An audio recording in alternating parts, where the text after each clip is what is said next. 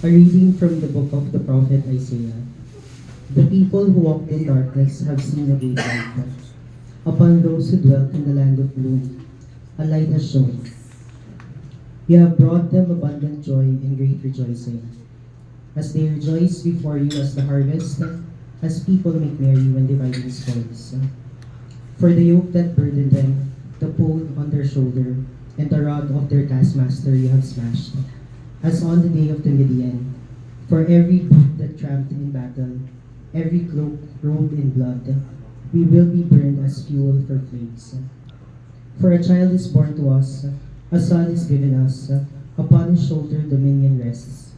They name his wonder Counselor, God Hero, Father forever, Prince of Peace. His dominion is vast and forever peaceful.